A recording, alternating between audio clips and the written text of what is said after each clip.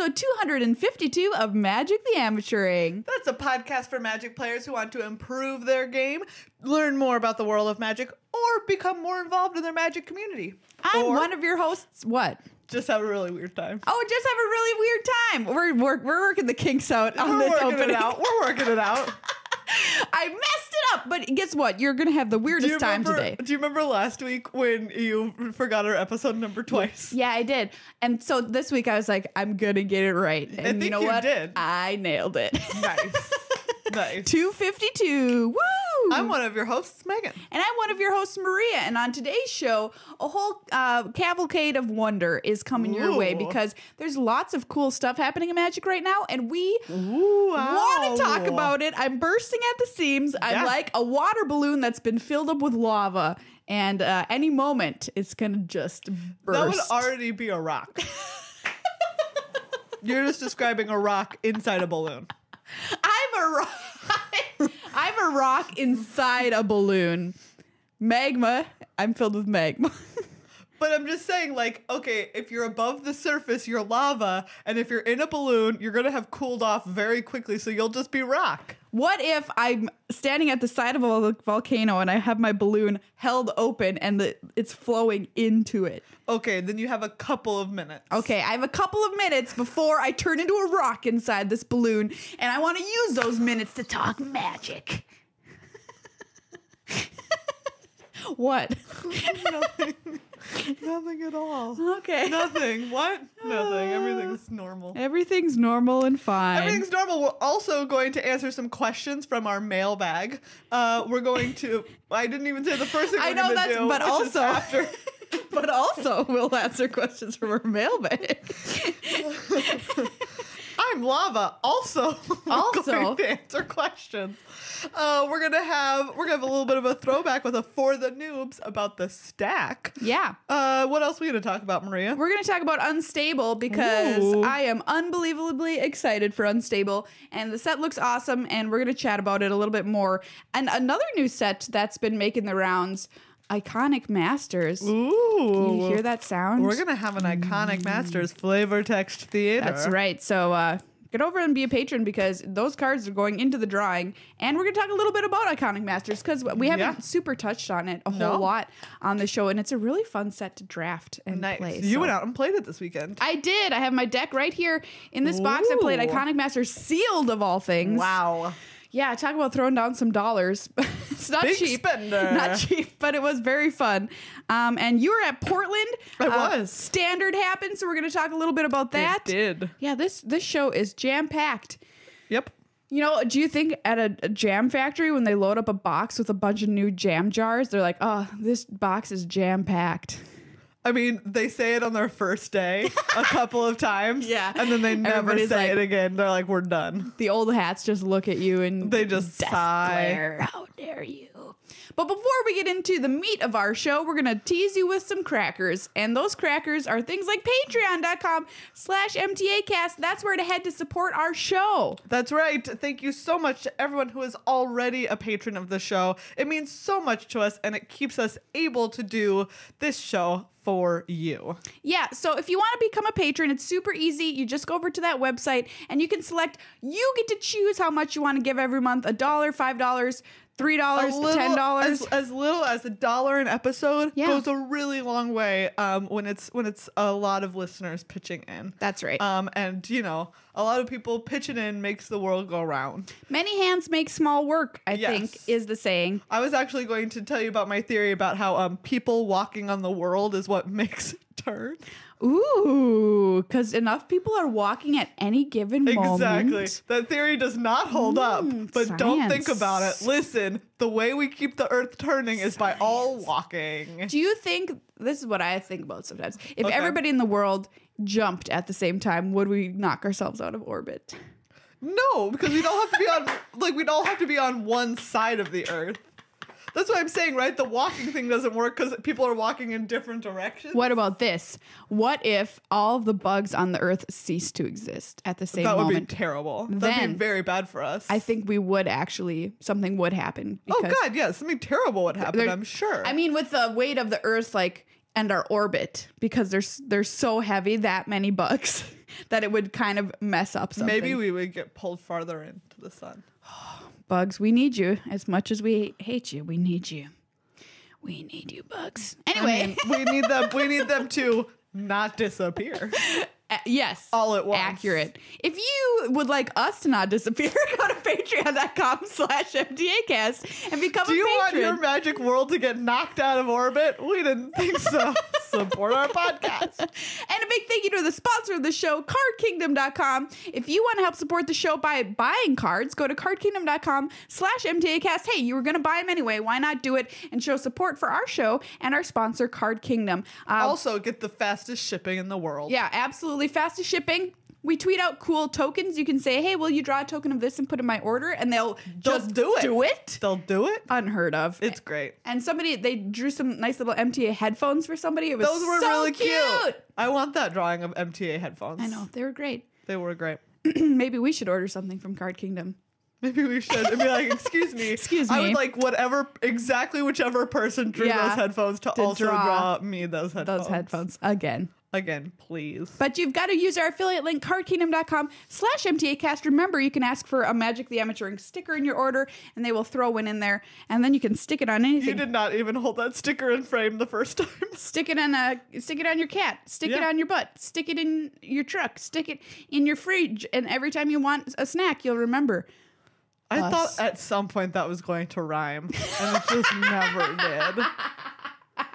I was waiting. It almost rhymed like several times, but it didn't. Painful. Oh, wow. For the noobs. The stack. So this is a segment we used to do on the show all the time. That's right. Which was, we talked about concepts for new players and kind of broke them down and all that kind of thing. And we did it a lot when we started out because we just flat out didn't know these things. That's right. We were learning them for the first time. We were podcasting about it and also learning. And now we know. That's right. Sometimes. Oh, sometimes. And we will spread the love to you. And today we're going to talk about one that I think is one of the most complicated concepts for players who are just beginning. So we're not going to talk about layers, which is probably literally the hardest thing in Magic. We've never talked about layers. We've just avoided it like the plague. As everyone should. Yes. Unless you're a judge, then you should probably know. Right. If you're a judge, know about layers. If you're everybody else, just hope it never comes up. Keep that knowledge in your brain. Hope it never comes up. And I'll keep my knowledge. Do you ever do that with anybody that you know? You're like, I will use your brain for this part of something that I don't know. And so my brain doesn't have to know it. What? Do you mean, wait, are you asking me if I ask other people questions? No, okay, here's an example. I had a friend growing up who was very good at math, and we would oftentimes run concession stands together and sell chips and stuff for various causes. And I chose the job as a hype man at this stand. So I would try and get people to the stand. What I was probably doing was just pushing them away through my crazy antics as a child. And her job was to do the math when they handed her a 5 and she could, change it to whatever minus 25 cents. And Maria was just like, I'm not going to have to do that. Your brain will do this math part and my brain will do this other part. And it's the same, whenever I go to a restaurant, I'm like, oh, I got to calculate this tip. I could just get out my calculator and do it, or I could learn how to do it the easy way. But there's somebody with me who knows how to do this. Your brain is responsible for doing the tip math. I have to say no, because my brain really likes learning new things. Yeah. So I really love if someone was like, hey, I have a really, I have a sick formula for a calculating tip. I'd be like, teach it to me, even though I already have my own that I really like. I just can't with math. That's my problem. You just take 10% and double it. That is the way. I have heard that. That's very easy.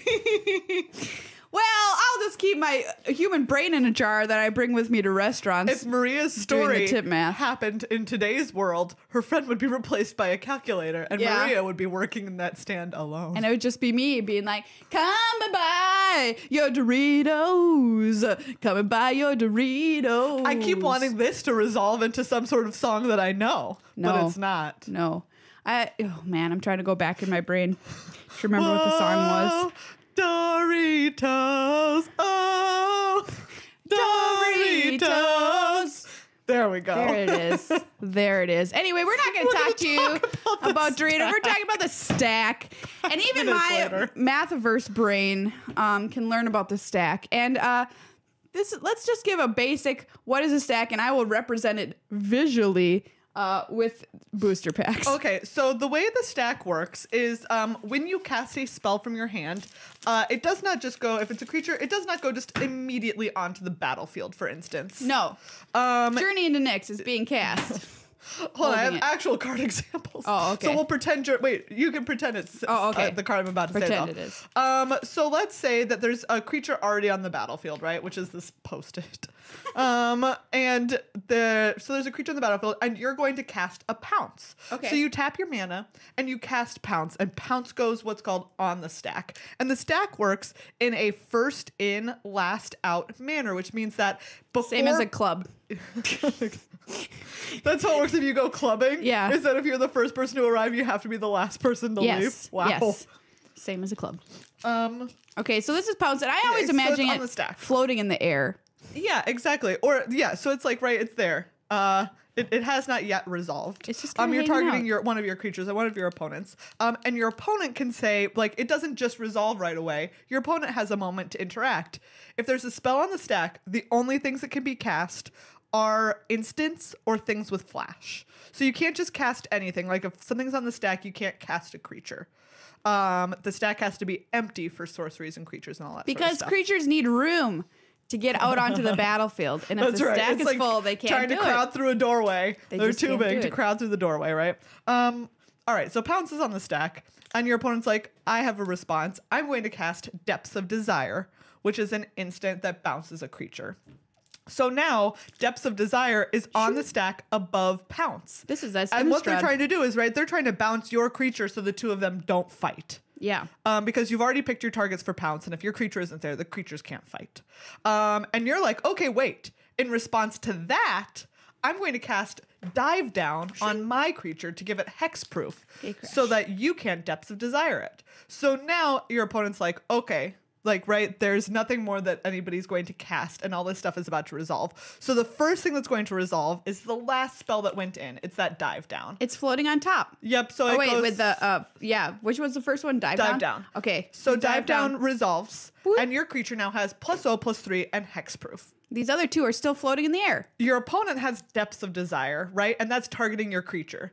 And so now that spell goes to resolve, but it says, hey, now that creature has hexproof. I can't bounce it anymore. So Depths of Desire just fizzles, right? It looks at the creature and it says, that's not a legal target anymore, so I can't resolve. So it just goes away. Your Bye. opponent doesn't get their treasure. Everything sucks for them. Now, Pounce, the first thing in, is now going to be the last thing to resolve. Pounce is going to target your creature and your opponent's creature, and they're going to have a little fight. Done.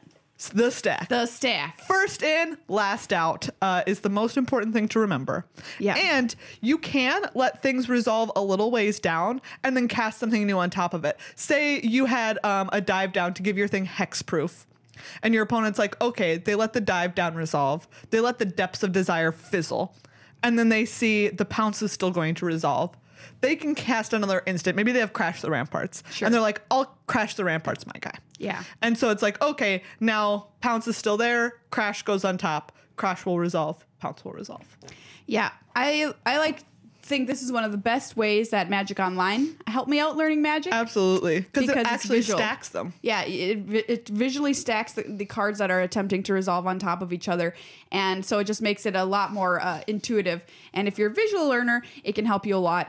So in real life, I actually do still envision the card kind of like if there's a stack battle or whatever in a lot of spells trying to resolve, kind of stacking on top of each other. And sometimes you'll see people actually do that. Like if the caster spell will put in the middle of the table, and if someone has like a counter, they'll put it like on top of like a little bit overlapping. Yeah. Like a little bit overlapping. So you still get that visual effect. Yeah. So most important thing, and then also an empty stack is what you need if you're going to cast a sorcery or a creature. If there's stuff on the stack, even if it's during your main phase, if there's stuff on the stack, you can only cast instants and things with flash. Yeah, so that's the stack. If any of your friends need some stack help, That's right. here you go. Now you're like, books, stack it. Spells, stack Stack it. it. Cats, stack it. Printers, stack it. Robots, stack it. Cars, stack it. Planes, stack it. We could make a game called Stack It. Oh wait, That's just Jenga. I just invented Jenga.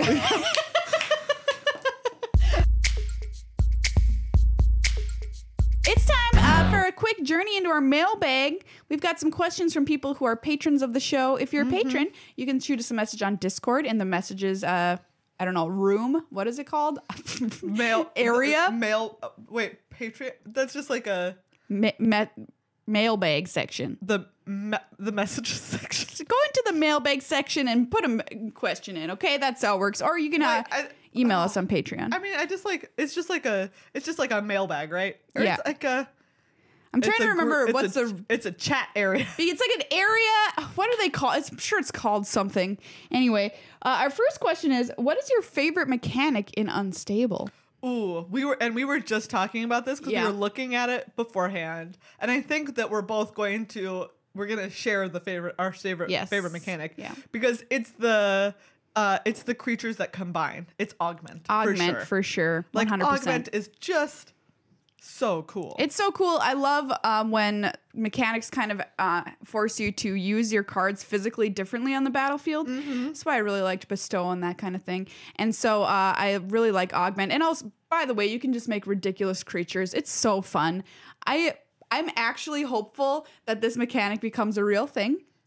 In the future, it'll of course be slightly different, but sometimes I do use unsets to test out mechanics and stuff they might want to do in later sets, and I just think this is really neat. And how is this going to affect drafting and that kind of stuff? So cool, yeah, because you have to pick them up. So the way Augment works is you're basically combining two creatures. Yeah, you're a mad scientist. You're a mad scientist who's just slinging creatures around, and there's the base creatures, right? Like the back halves. Yeah. Which you can cast as their own cards. And they all have like some sort of text, like when looking at Merman, when this creature enters the battlefield, you may draw a card. Sure. And then for me, what makes this so cool is that then the front halves have like text that you can put in front of that. Yeah. So this half kitten, half whatever, right, that you put it on says whenever you're dealt damage, comma, and then it'll go over whatever the text is. So instead of having, when it enters the battlefield, draw a card, it says whenever you're dealt damage, comma, draw a card if you combine it with Merman. And half kitten, half blank is kind of neat because it's not a creature. You can't just cast it. You have to pay its augment cost, 2 and a white. Gives +1/+2. It's kind of neat. It's like an instant or something. Yeah, although you can only do it as a sorcery. Yes. I mean, there's definitely not a creature. It looks like one. My favorite is I'm looking forward to making half kitten, half kitten. Half kitten will be great. Because there's Adorable Kitten, which is single white for a 1/1. It says when this creature enters the battlefield, roll a 6-sided die. You gain life equal to the result. And that's just it's a little adorable kitten. Although we also said multi-headed kitten. Oh, that would be cute. Because multi-headed is this Hydra front half. At the beginning of each end step, if you roll a die this turn, you could have then roll a 6-sided die. Beautiful. Great. Can anything be the back half of that kitten? What do you mean? Oh wait, adorable has to. Oh yeah, I see. Can so you go in is always any way? the back? No. Okay. Right. These base ones, like Adorable Kitten, the stuff with the CMC in the top right hand corner is all a base. Okay, so it's I can't make back half. Adorable pony. No. Ponies are always adorable. But whenever this enters the back, it would work, wouldn't it? But I think like the way that the card is made, right? Because this Adorable Kitten, neither of them has augment. Sure. So you couldn't put them together. Oh, also, the cards I see. won't overlap, right? Like the augment cards are made to overlap each other. Yeah. Like this one, like multi-headed goes there. kitten, it'll cleanly overlap. I want to make Adorable pony. I mean, like I said, ponies are always adorable. Ordinary pony. Just an ordinary pony. Great. Ordinary pony is 2 and a white for a 2/3. You may exile target non-horse creature you control, then return it to the battlefield under its owner's control. Nice. You could have monkey pony whenever a non-token creature you control dies. Monkey pony. Monkey pony. Horrifying. It's great. It's great. It's gonna look so cool on the battlefield when you start overlapping these things. Oh yeah. And having these augmented creatures. Oh, it's so cool. Half squirrel, half pony. Oh my god. Half squirrel, half pony. Oh, half squirrel, half kitten. Is my dream coming true? So cute. Oh my It's gonna be god. so cute. So we're gonna have people have been asking for us for a rules show for Unstable, which is just asking, really asking for it in the general sense of the term. It's gonna get real weird. It's gonna get crazy. And so what we're gonna do is Judge Rob is gonna come on the show next week to help us out with Unstable rules, and it's just gonna be really fun because it's just craziness. Yeah. And so our episode might be posted a little later than usual, but it's because we're bringing you some sweet Judge Rob action, which I know are some of the favorite episodes of Magic the Amateuring. So get ready for some weird rules. Some weird and crazy rules. And if you have any questions, of course, you can start tweeting them at us at MTAcast, putting them in Discord, however you want, for Judge Rob and Unstable, because I'm sure the number of questions is unending for this set. Yeah. Okay, next question. What are your thoughts on the new Buy a Box promo that starts on Black Friday? We looked at these. Yeah. The backs. So one of the parts of the Buy a Box promo is you'll get one alternate art premium foil, a double face card from Ixalan. Nice. So those are the lands on the back, and it's like the front sides are all the same. Search for Escanta. And then when you turn it over, exactly, Legion's Landing, all those. And then when you flip it over, instead of having the art that's originally on them, they have like the part of the map that they are, the Ixalan map. They're super cool. It looks awesome. And there's a lot of a lot of other parts. Yeah, 2 premium foil basic lands, 4 rare mythic rare cards from standard legal sets, and 2 premium foil cards from standard legal set. So you get a pretty sweet booster. Yeah. I don't know. I think it's cool. Like, if you're already going to buy a box, you might as well. Those double-faced cards are probably where it's at in terms of that promo. Yeah, like, if you... Like, you're guaranteed one of those, and that's pretty... Like, they just look so cool. Looks gorgeous. If you get that really Escanta, awesome. that's going to be great. Like, you're rolling the dice a little bit with these boosters. Of course, sometimes you get a dud or whatever, but if you're going to get one of these. If you're going to buy a box anyway, and then you get this. Buy a box. You'll get a promo. Why not? It's great. Why wouldn't you? So, yeah, for us, our vote is all upside. All upside, man. This question I don't know how to answer. Which Phyrexian throws the best parties? Elish Norn. Phyrexian Rager. Because he throws a Rager. All right, fair enough.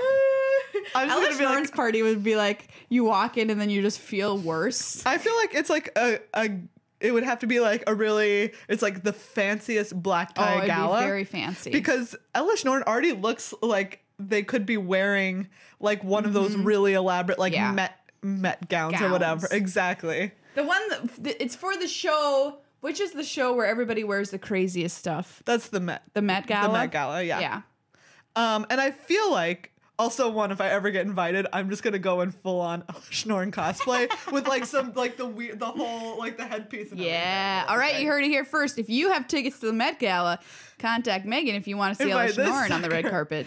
And I mean like I'm gonna go for like high fashion Ella Schnorn. It's gonna be great. Anyways. But I was gonna say like Ella Schnorn, like everyone that's supposed to be at the party is gonna be like having a great time, feeling better than ever. Oh, yeah. Everyone who's not party invited, crashers. They are going to feel terrible. That's right. If anyone tries to crash that party, they're just going to feel miserable. Yeah, that's accurate. Yeah. All right. If you want to submit questions to us, become a patron. Patreon.com/MTAcast to be part of our family.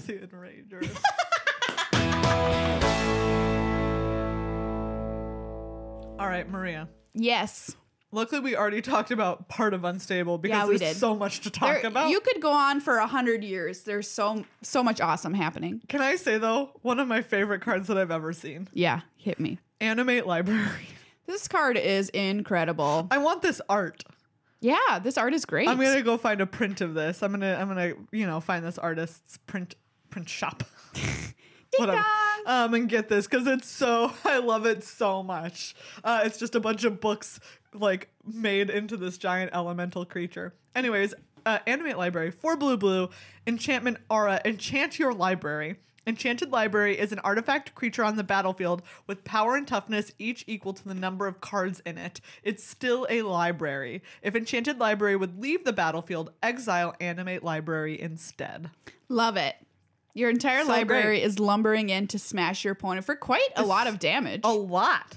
I mean, It's think going to be about like it. a 25, or probably even more sometimes. I mean, like probably like a It's yeah, gonna be 21, something big like big. that.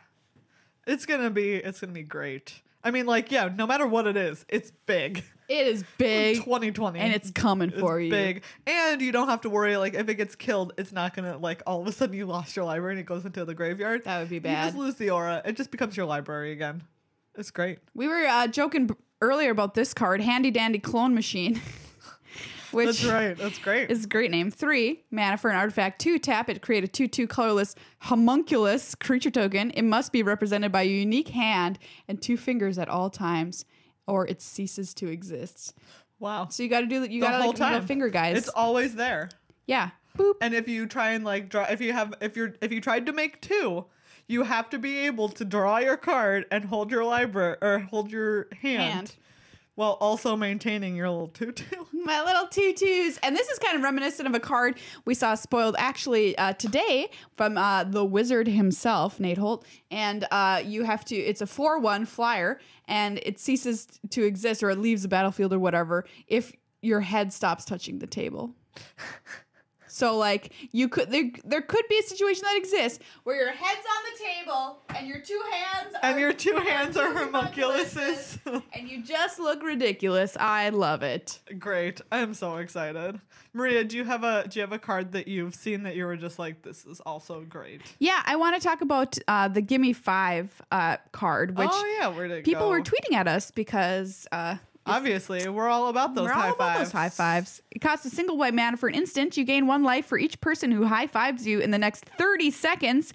Each player in a silver bordered game who high fives you also gains 1 life. So, spread the love. Everyone wins. Yeah, man. Pretty great. Pretty great. You definitely want to play this at a pre-release or something to get Just the in a room where it's maximum the value. most people, yeah. I could definitely see this at like a release event and just like 3 different people running around the room at any Give given me time. 5! Give me And you're like running 5! around high-fiving Give me everybody. high 5!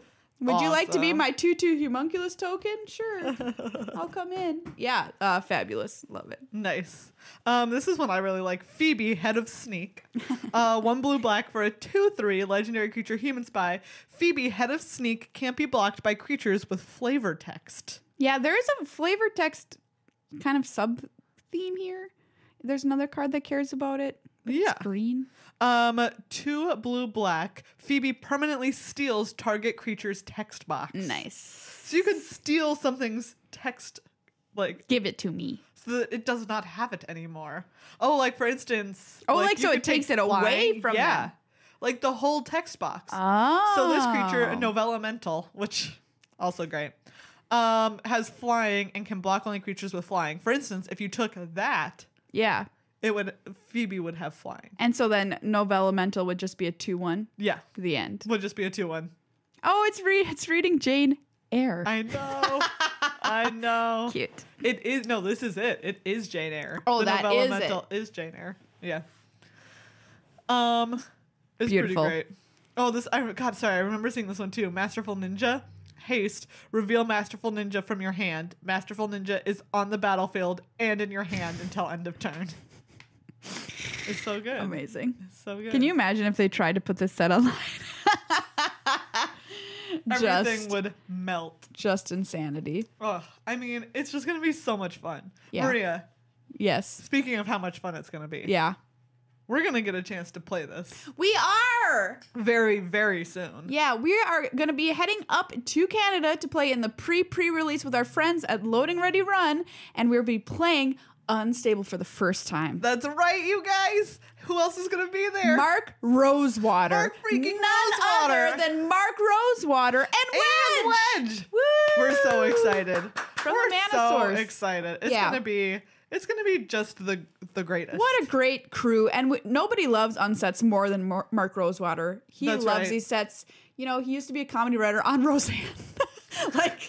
And now he's a magic card designer, and he's still I using did those not comedy. know that. Yeah. He was a comedy writer on Roseanne. Yeah. Oh my god. And so he's just like, What I'll a bring life. those- What a life. Like for real. I used to write for like one of the most popular sitcoms of all time, and now I make the best game in the world. Wow. Yeah. It's pretty great. So I mean, I guess he loves if, making if these. I were that person, I'd be excited all the time too. Dr. Julius Jumblemorph. Sorry, that's just such a good name. That's a really good name. Hello, I'm Dr. Julius Jumblemore. Do you know, have we seen, BT Dubs, have we seen our raccoon friend yet on a card? No. Okay. So we still don't know who our raccoon friend is. Nope. Which is important because there just might be some Yeah. cosplaying at this. We need to pre-release. see it. I mean, the art is insane. It's a raccoon open in its trench coat and a bunch of squirrels are jumping out. So how is that not the greatest card ever printed? I don't know. Yeah. But I mean, it's I'm not very been excited. previewed yet. So No, it hasn't. And we continue to see more new contraptions as well, Oh, which they're so are cool. just And gorgeous. they look amazing. They look so cool. They're beautiful rainbow colors, and I just love them Yeah. so much. I love them. No border, get at me. Get at me, no border cards. so good. Gift horse. Whenever you crank gift horse, roll two six-sided dice. Create a number of 1/1 red goblin creature tokens equal to the difference between those results. Nice. That's just straight value right there. Yeah. Yeah. Old-fashioned vampire. Oh, see. that's great. 3 black for a 3/3 flying. Old fashioned vampire gets +2/+2 and has death touch as long as it's dark outside. Nice. Nice. Stalking hard or hardly stalking, am I right? Wow. Nice. So, just super So pumped. cool. So make sure you tune in to the pre-release details over on Loading Ready Run's Twitter account and check it out because we're gonna be slinging cards literally. I'm sure if somebody opens what was our slaying mantis? Was that it? Oh, that's right. Yeah, slaying mantis. You You can There'll you be can some throwing throwing. cards and it's gonna be great. Yeah. I'm gonna throw a card at Mark Rosewater. And that's a promise, And that's a everybody. promise. And that's a promise. Megan, Hey. where were you recently? I was in Portland. Wow, what's Portland like? It is exactly as promised. Yeah. On my one free morning there, I got some coffee. Great coffee. Okay, you started Bought a out book. very Portland. Okay, second, very Portland. Yeah, All it right. was great. At Powell's, you guys, I could Super live. Portland? I could live in that bookstore. I could live People there. probably do.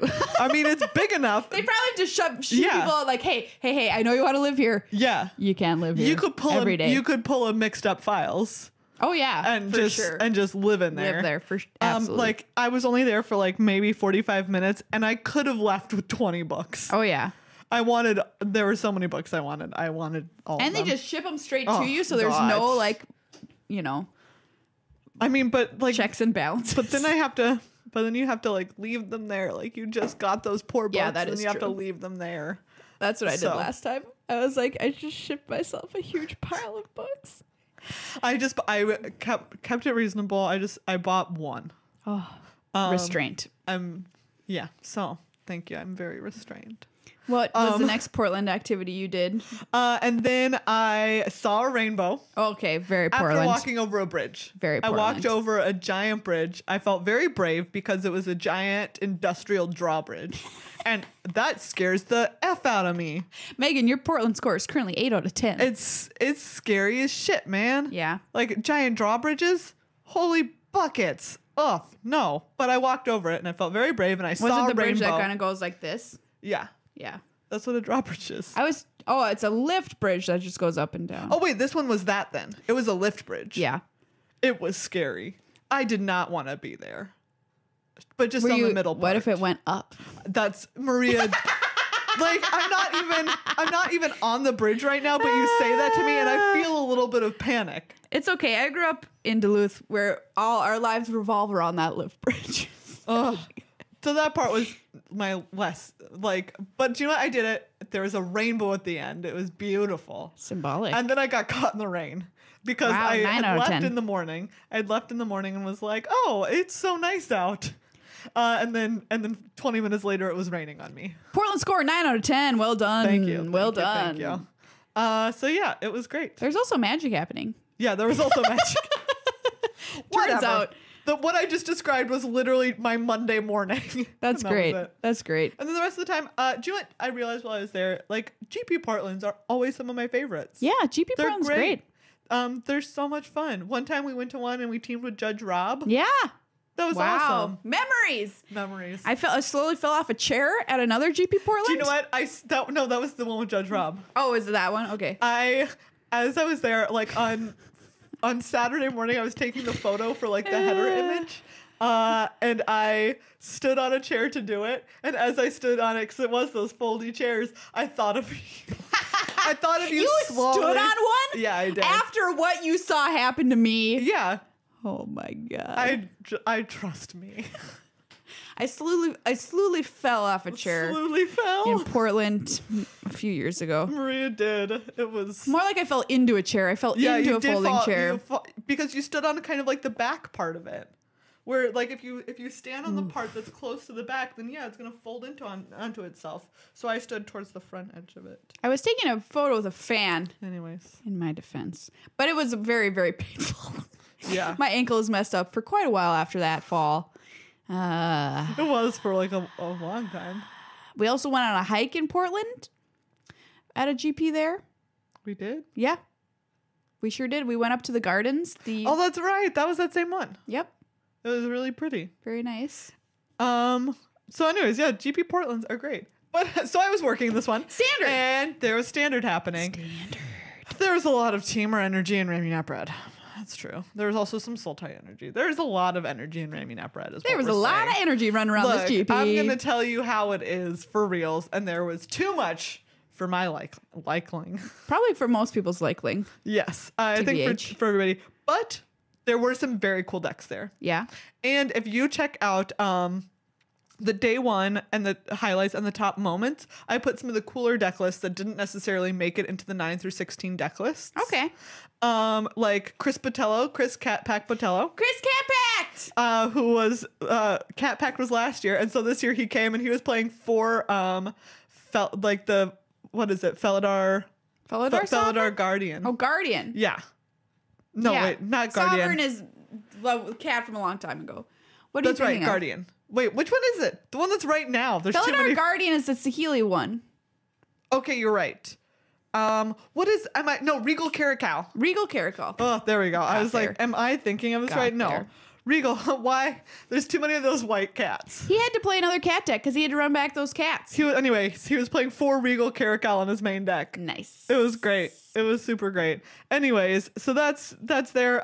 There's a mono black aggro deck. Love it. That was playing a single copy of Skullduggery. Oh, wow. That's pretty cool. And then obviously my favorite from the weekend was Corey Burkhart was playing a blue-white cycling deck.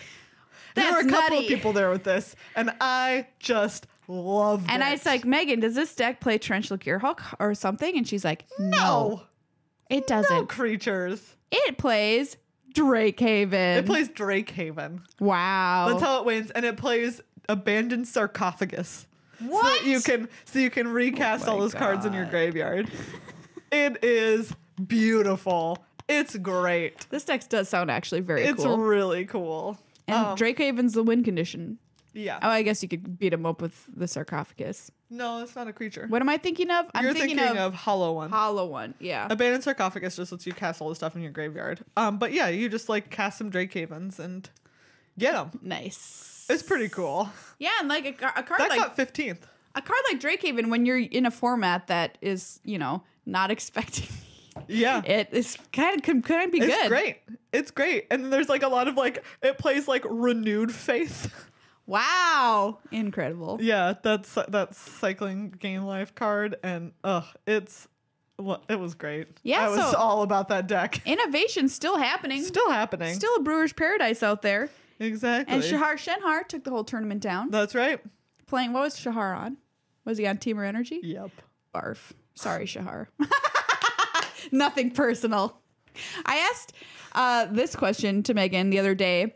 in the car. I was like, how do you feel now that we've been living in this cycle of longer rotations and standard? That's right. We did talk about that. Are you thinking like, oh, this is too long, I'm just bored of this? I do feel like I very much sympathize with the people who are like, it's too expensive to have it rotate more often. Absolutely. Because that is a very real concern. Yeah, and keeping up with it too. Keeping up with it can be very pricey if like standard is your jam, and if that's your jam, I'm not going to hate on it. Yeah. Go you. But at the same time, for me, I'm just like, how many more times will I have to watch someone cast a bristling hydra? Yeah. Right. Or a glory bringer? Like, I'm done watching that happen. It's kind of, there's like no, it kind of feels like there's no happy way to make these things both exist at the same time. Well, I mean, I think that's what they're trying to do with the bannings. So who knows if we'll see if we'll see any bannings come out of this. I feel like they're a little hesitant to, you know, kind of very aggressively pull the trigger on that stuff. But at the same time, if people are like, oh my goodness, too much teamer energy, they'll be like, nah. So we'll see. Whirler Virtuoso banned. Yeah, right. That would be. I was thinking, like, what if they just went like for a soft ban of like a tune with Ether? Like that would be a sick. Oh, ban. it sure would. That would be like people. Could you still play that deck? It's this stupid little green common, and who knows how bad it would be for them. It could be pretty bad. Who knows? That would just be delightful. Wow. I love it. I would love to watch that. Do you know also what I noticed while I was there? First of all, Corey Baumeister 9-0 day one. Whatever. And he ended up not making the top 8 yet again. But he went 10 rounds undefeated. And it was just like absurd. Again. Corey Baumeister All-Star. By the way, tomorrow. Magic the Pro the Ring. Magic the Pro the Ring. A new Magic the Pro the Ring. A new Magic Pro the Ring with Corey and Brad. It's a double. It's a 2-for-1. It's adorable. They're so cute, you guys. So cute. They're just the best brothers, and it's really cute. Model brother. It's great relationship. Yeah, and they talk about what it's like to play Magic as brothers, and like all of the various benefits and pitfalls that comes with, and how they got started playing with each other, like in the game of Magic, and blah blah blah blah. Listen to it. It's coming out tomorrow. Yeah. Okay. Before we move on, I do want to say one thing that I thought this weekend. On Sunday. Wow, it's a rainbow. Right. Oh, no, that was Monday. Yeah, that was Monday. So like part of my job is like to type up the top 8 player profiles, which is like the little questionnaire that you make you make people fill out if they've made the top 8. And there were a couple of pros that filled it out, like Shahar and Christopher Larson, who's a Danish pro. And then there were like a couple of players who were making their first top 8s. Yeah. And it just really struck me as I'm typing these up, because it happens every single time, that the pros are always just very dismissive of what they've accomplished or of all of the answers, right? Like you ask people like, hey, what are your previous Magic accomplishments? And they'll just list stuff like that time I won 2 world championships. No, they don't even say that though, right? It's just like Christopher Larson, who's like, again, like this Danish pro is just like, he did say some cute stuff about like throwing Seth Manfield in the air because he was his teammate. So he's like Pro Tour champion, because he's thrower. Like enormous, like exactly. Dude. So he's like huge, but like part of it was just like, oh, like a 2-headed giant champion, and like that happens consistently with these. And then I get to these really sweet ones from these people who are making these top 8s for their first time, and it's like, what would winning this mean to you? And they're like, everything. Like I work all the time for this, and I guess I just wish that you got to see more of that from more people in Magic, because I feel like part of Magic is there's all of these people trying so hard, but it's also a group of people who are trying to save face with their friends or something, and try and act like they're not trying hard, or it doesn't matter if they don't succeed. And part of like remaining cool is pretending like when you accomplish something big, it's not a big deal, because that way if you don't accomplish it, it's not a big deal also if you lost. And it's like, I just want to tell people it's okay to care, because I think it's so much nicer for people to read these top 8 profiles where people are legitimately so happy. And they're just like, this means so much to me. And maybe if you've made 9 of them, it doesn't matter to you anymore. I'm sure it does, but it's just not going to be the same as your first. Exactly. But it's just like, what if instead of like trying to be like offhand about it, what if you just put something sincere? What if you only wrote something sincere every time? I think that it would be better. So this is just my note to you. Let yourself be sincere. And if someone like thinks that you're dumb for trying hard, they're dumb. This has been Megan's Minute. That's my minute. I just see it all the time, though, you know? Oh, As yeah, I'm typing for these up, sure. I see it all the time, and it's just like, do you know what's not cool? Is your dismissiveness of how hard people work at this. It's not cool. And even if you're doing it so that you're trying to save face or so that you don't feel bad sometimes if you don't make the top 8, I don't think you're helping anyone. And that's my 2 cents. That's my, like, I was like mad there for a second. You know, it's just like being able to take a step back sometimes, because when you do something a whole bunch and when it's your life, sometimes it can seem routine. You're like, okay, got another top 8 or whatever, because you're working so hard at it constantly and you're just grinding that it can just feel like, okay, there's my other top 8. But I think, you know, it's to the point where I order them so that the people, like the profiles at the top of the page, are the ones that are saying something sincere. Because when I think too about someone who's wants to find out about these people who have done this, they're like, this is what I really want to do. I want to top 8 a tournament. And they go and read these profiles. I want the first things they read is to be people who are affirming that this is a goal to chase. These people at the top who are like, this win is like, a win here would be incredible. Making this top 8 feel so great. Like, you don't want the first thing that like person who's aspiring to be there to read is just like, oh, whatever. Like, you don't want them to read that. I'll stop ranting. Maria just keeps giving me these looks like, are you done? I'm done now. I'm done. let's get iconic. Hey, everybody. Maria did some Seal Iconic Masters. Yeah, so Iconic Masters, what a set. Yeah. You know, turns out with a name like Iconic Masters, it better well live up to what it's being called. Yeah. And you can do some really cool stuff in this set. I'm just briefly going to go over the color pairs, because we never really touched on this in the show. And if you're like, I'd probably draft this like one time in a store or something, because it is pretty pricey, or go online, try a draft. You can, there's a bunch of different fun archetypes. One that I built and sealed was Black White Life Gain. Ooh, which was pretty cool. Very fun. And you can even draft or build Channel Fireball. That's in this set. You can do that. Speaking of red-green, that's a ramping strategy. Mm-hmm. Blue-green is kind of a walls, milieu, doorkeeper strategy. Very cool. So, like, very cool. There's definitely a lot of ways to mill. Yeah. And walls matter. Vent Sentinel is in the set too. There's some sweet like red, black, and red, blue dragons. Dragons, action. Yes. Oh, very Blue, cool. black mills as well. Has more milling cards too. You have so many fireballs. Yeah, those. I don't think those were all in my pool. Oh, okay. I was like, that would be a I lot definitely of did. fireballs. I splashed for one fireball. I had a fireball. Smart. Yeah, and it was kind of cool. Blue white is flyers, of course, just very kind of standard. Blue red is spells, and you can do stuff with a Kiln Fiend. Oh yeah, and just like go crazy. And it's got sweet dragon flyers and like hypersonic dragon in blue red. Wall of Roots. Love this. Wall of Roots is in So this good. set. Ugh. Just ramp yourself into oblivion. Green white is counters matter, and there's a lot of cool cards to support that. Black green is also counters. Black green, yeah. Yeah, it's very cool. Kind of like overlaps there a little bit. I don't know what I'm missing. I think that's probably it. Yeah. Very cool. But there's a lot of cool stuff. Obviously, super powerful cards. I'm just going to show you quick what I did in my sealed pool.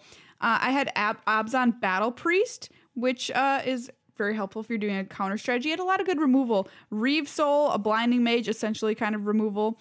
Einak Bondkin for my sweet counters play. I had a couple of Einak Bondkins, actually. I had two Reeve Souls. And then I had some just straight up good cards, which worked in... So I had Blood Baron of Viscopa in this Black-White Life Gain deck. I had this cool Indulgent Tormentor Demon, which is a 5/3 flyer for 5, and at the beginning of your upkeep, draw a card unless target opponent sacrifices a creature or pays 3 life. Wow. It was fabulous. I had the Black Kamigawa Dragon in this deck as well. Just I kind of had it all. there. Yeah, I splashed a fireball, and I played with it incorrectly, which I should have known. Because somebody played it incorrectly against us, I think, when we were streaming one day. It's like this X damage rounded down among all creatures. Mm-hmm. And so that can get a little dicey. But turns out I should have just been saving to fireball people straight in the face because it comes out of nowhere and there's no way to stop it. And that's how I lost my last round. But yeah, it was super fun, sealed environment. Like when you've got, turns out it's just like Modern Masters. When you got a lot of powerful cards, you can just like go to town and just build something really powerful and fun. And yeah, I don't know. I think it's a good set actually. Yeah. To draft too. Nice. We drafted green black yesterday. We did. We didn't do so hot. No, but our deck was sweet. Our deck was really sweet. We had 2 Corpse Jack Menaces. Get out. We had the Ob Nixilis. And we had like both Menaces in play. And then we had Ob Nixilis and we played a land. And the Ob Nixilis has landfall. Like your opponent loses 3 life. And then you put 3 counters on Ob Nixilis. Yeah. But with 2 Corpse Jack Menaces, it got 12 counters. Yes. Yes. Magic at its purest form. It was great. It was real great. So we've got a booster pack here. Yeah. We're going to crack this. We're going to play our classic movie pitches. And these are going to go into the drawing for a patron for November. Yeah. So head on over patreon.com/MTAcast. Sign up. All right. Do these have a land in them? No. I don't remember.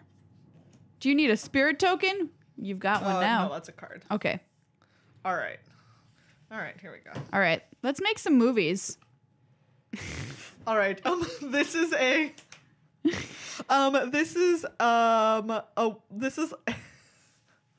This is a fantasy. Okay. Fantasy film. Or it's more of like a magical realism actually, because it's set in our world. But there's like, bits of magic where you're like, what? And this guy is just gotten out of a really long relationship. And it was like really tough on him. Yeah. And he's very heartbroken. So he goes on a trip to go visit family. He has some family in Italy. Oh, yeah. So he goes to visit them. And while he's in Italy, in one of the cities, he like comes across, he's like out at night. He's been drinking a little bit. He's out at night and he stumbles and he sees this fountain. And he thinks he sees like a woman in the fountain. Whoa. Like this really ethereal woman. And he like splashes in the fountain and like tries to like find out where she is. But it's just a fountain he's there, and he's like, what's going on? And then like he gets arrested because he's publicly intoxicated and inside of a fountain.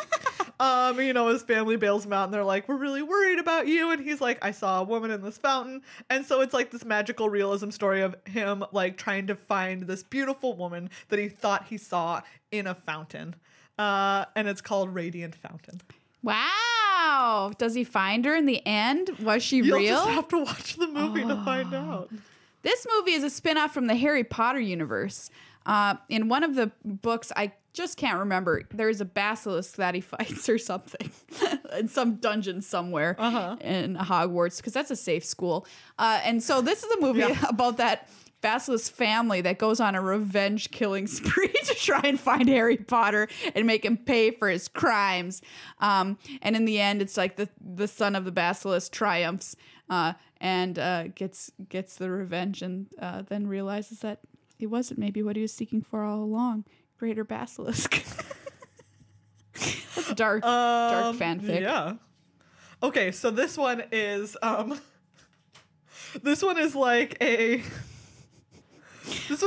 soccer version. It's kind of like a contemporary soccer version of A League of Their Own. About the MLS, but they're like, oh, we're gonna. Yeah, it's two women. And they're both, like, ever since they were kids, they were best friends as kids growing up. So it's also a little bit of Bend It Like Beckham. There's these two girls, and they're, like, best friends growing up, and they both want to be really great at soccer. And one of them's a really great like goalie, and then the other one she's a midfielder because she's super fast and she runs a lot. Disney already bought this for me. Actually, so one of them is on the front line. She's like the striker, right? She's the person who makes the kicks, and then the other one is a midfielder. And they're like, we work so well together. Like eventually we're gonna be on the same like pro teams. Yeah, and like we'll get to work together. But it turns out that they end up getting split onto different teams, rival teams, and they have to play each other. And it turns into a huge rivalry that tears their friendship apart until they both end up on the U.S. women's soccer team for the World Cup. And they have to mend their friendship so that they can work great together once more. And their nicknames are Rift and Bolt. It's Rift Bolt. Hey, Rift, what's up? Why is that my nickname? Just don't think about it. Shut up, no one cares. Bolt's a cool nickname. I don't understand how I got... No, shh, be quiet. This movie is very stupid. It's some kind of like...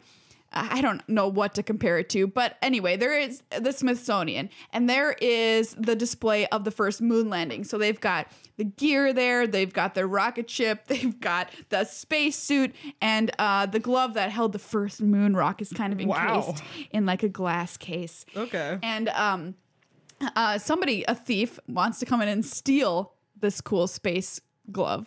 And they break into the Smithsonian, steal it. Okay. And in doing so, there was a whole bunch of dust left in the glove from touching the first moon rock, and it spills out into society and starts infecting people. I already know what card. I know what card this is. It's pretty straightforward, and everyone gets sick, and it's a huge plague, and they have to find the person who stole it to put it back to try and solve. It's kind of like a caper mystery zombie situation. Moon glove extract. Nice. I could see this going places. Yeah, I mean that could be a real film. It'd be really stupid, but it'd be a film. Okay, so my movie is one that's about a contract killer who is just contract killing. Oh wait, it's just like, do you know what? I'm not going to I'm not gonna get into this life only just like I don't want it to become routine. I don't want to just like be going through the daily slog of a day job, even though my day job is killing people. I want to find joy in it. And so what they do is they only take hits out on people that they feel really deserve it, and they research the person's life. This has got to be real. So when they kill the person, they feel like this rush of joy and like taking out someone that they believe was bad. Yeah.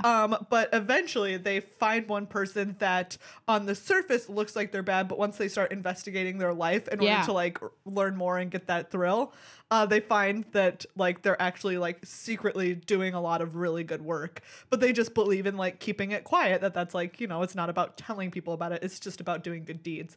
And then they realize that like there was probably good facets to all of these people. Oh no, that they crisis. Killed. And so to go like they don't kill this person, and then they try to atone for their sins by going and learning about each of the people they killed in the past, and like helping finding out their what family. was like redeeming about them. Nice. Yeah, like getting in contact with what was redeeming about these people that they thought they could just hate. This movie's made. It's called Thrill Kill Assassin. Yeah, okay. that movie's getting made 100%. People are gonna go see that. It reminds me kind of backwards of that Will Smith movie. Spoiler alert. It's really bad. But, which one? The Pursuit of Happiness. No, it's the one where he kills himself in the bathtub with a squid. What? Yep, that's a real movie, everybody. What this is? Real movie. All right, this one is going for an Oscar. It's wow, whoever's going yep. hard to win Best Oscar. And like Best Oscar. Best you win Best Oscar. Best Oscar. And so this director has made a film with all the trappings, and it's like freaking black and white. It's somebody who is their job is a prison guard, and they are guarding prisoners for some horrible, insert whatever you want to put. They are horrible prisoner people. Are you trying to find it? What? No, I'm finding something else. Oh, okay. And it could be in Nazi Germany, like after a Nuremberg or whatever. It could be you're guarding horrible people in a jail. Okay. And the story is of that prison guard, and they get attached to one of the prisoners and they fall in love, despite the fact that they have done horrible things out in the world. And it's like trying to reconcile with this, but then they get promoted to executioner. And they have to do the, lethal injection or whatever armchair for the person that they fell in love with. But they have, actually done horrible things. Guard duty. Wow. Guard duty. Dark. I know. It's getting up there. Best picture. Best picture. Okay. This is a film that's going to star Gael Garcia Bernal. And it's in the same vein as The Science of Sleep. Those sorts of films. And it's about this guy who finds someone's like diary, essentially. Yeah. Who lived in his house, but like 100 years ago, basically. Nice. But he finds that by reading it at night, he can go into the pages. Whoa. And not only like at first he thinks that he's just it's kind of like the Harry Potter one. Yeah. Right, where he's just like walking around and seeing the memories. Yeah. But then he finds out that he can start altering the memories. Nice. And if he alters stuff that's happening in the past, he'll see when he comes back out during It's the different? daytime, he sees differences in the changes? world around him. It's called surreal memoir. Wow. We are just letting the hits roll. I mean, iconic masters, it turns out. It turns out. Yeah. Well, we may have hit our first dud. I was about to think the same thing. Because this movie, unfortunately, has to be about Jace. So it's a Jace film. I'm sorry, everybody. Okay. But it's about Jace while he's on Ixalan, dealing with his shadowy memories of the times in the past, and what he's done as a planeswalker, and dealing with the reckoning of that Jace's phantasm. This one is about a pig that wins a prize for being the biggest pig. It's called Wild Size. You're the biggest pig, Wild Size. This is a movie about a gang of criminals, and they like are stealing stuff, but it's kind of like they're you love them. They're lovable criminals doing these crimes, and there's a misfit who his whole life has never been able to fit in anywhere, but he finds himself fitting in with this gang of criminals. You know why he's a misfit? Because he grew up with a hammer for a hand. And he could never fit in anywhere. He was always a bull in a china shop. But with this gang of criminals, he finally fits in a hammer hand. Nice. Okay, that sounds like that's definitely in the comic book universe. Oh yeah, for sure. There is hammer hand. Okay, so this is like an alternate story of the River Styx. Ooh, nice. And about the boat that goes back and forth across, and the guy, what's his name? Starts with a K. Keranos. No. I don't remember. Anyways, who ferries people back and forth across? Who won't be that? It's Somebody some else. anonymous person in this one. And it turns out that the River Styx is not actually just like some underground river. It's like the tears of all of the people who are crying up above when they lose someone and they go down to Hades. Wow. So the river is made of all of these people who are crying about their loved ones up above. It's called River of Tears. Is that a rare? Plot is. It is. This is a sick land. That's beautiful. It is. This is actually really pretty art. This is our rare. It's tap, add blue to your mana pool. If you played a land this turn, add black to your mana pool instead. Wild. Nice. Very Never cool. played with one of those lands. This card is the story of somebody who is from a rich family, but they are like the cousins to the rich people, so they're kind of still living in poverty. However, one of them dies. They're in the will. They get just a ton of money, and it turns out that in the will, not only were they very, very rich and well-to-do, they also had power over the air. So they have inherited not only great wealth, but also the power to control the air and its currents. Ooh. Windfall. Okay. Get it? So this is a movie about the fox from Dora the Explorer, Swiper, who's always getting told, Swiper, no swiping. And then this Swiper gets to rewrite his own story so that he becomes so powerful that no one can stop him from swiping. And he can swipe whatever he wants because he's a giant, powerful fox. It's called Virulent Swipe. There, you also learned the name for the Dora Explorer fox today. You didn't know that? The only reason I knew it is because it came up, I think, on this show before. I bet it has. That's this movie is just a movie about a burb who has grown up in a very strict burb family and has had a job as a burb to protect the burb neighborhood and has never had any fun and has never learned to have any fun, but one day learns to have fun. Stalwart Haven. This is a horror film along the lines of like any ones where it's just like you go in thinking it's one situation and then it's not like Hostel or whatever. Oh yeah. And it's just it's about a bunch of people who are at an acupuncturist and then it turns horrifying. It's called Duress. And it's because the art has a bunch of What was our do you get a foil in these packs? Yeah, the Duress is foil. Oh, Duress is foil. It's nice. really cool actually. All right, well, we are throwing these cards into our giveaway for That's November, right. which will be next week already. Very Where cool. does the time go? Where does the time go? So head on over to patreon.com/MTAcast and be counted.